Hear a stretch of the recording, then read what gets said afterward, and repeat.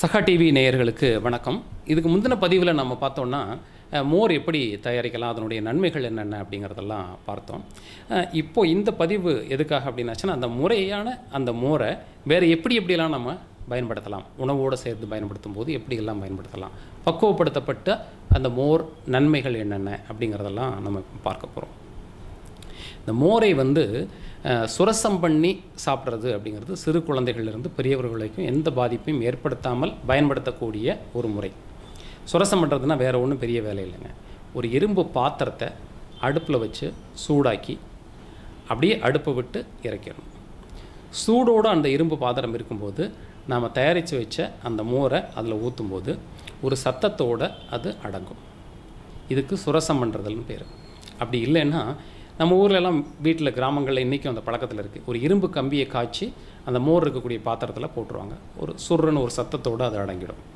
இதுக்கு மோரை சுரசம் பண்ணுதல் அல்லது மோரை முறித்தல்னு பேர். ஏன்னா அந்த பச்சையாக மோர் இருக்கும்போது சில சமயத்தில் சில வேளைக்கு ஒவ்வாத நிலையை சில குழந்தைங்களுக்கோ அல்லது பெரியவர்களுக்கோ ஏற்படுத்துவதற்கு வாய்ப்பு இருக்குது. அந்த மாதிரி உள்ளவர்கள் இந்த மோரை முறித்து பயன்படுத்துறது நல்லது.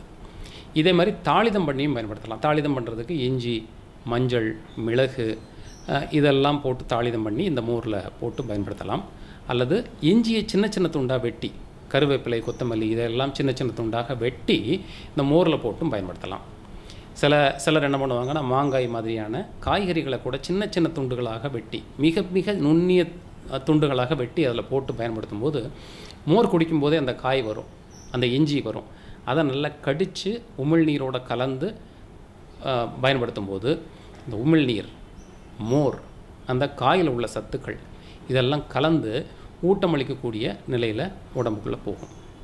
இதே மாதிரி முறித்த மோரோடு சேர்த்து பெருங்காயம் கலந்தும் பயன்படுத்தலாம். பெருங்காயம் கலந்து பயன்படும் போது வயிற்றில் இருக்கக்கூடிய அதிகப்படியான காற்றை நீங்கிறதுக்கு உதவியாக இருக்கும். இதே மோரில் வெந்தயத்தை தண்ணீரில் ஊற வைக்கிற மாதிரி இந்த மோரில் இரவில் ஊற வச்சு மறுநாள் காலையில் அந்த வெந்தயத்தை மென்று சாப்பிட்டு அந்த மோரையும் குடிக்கக்கூடிய பழக்கமும் நம்ம ஊரில் இருக்குது.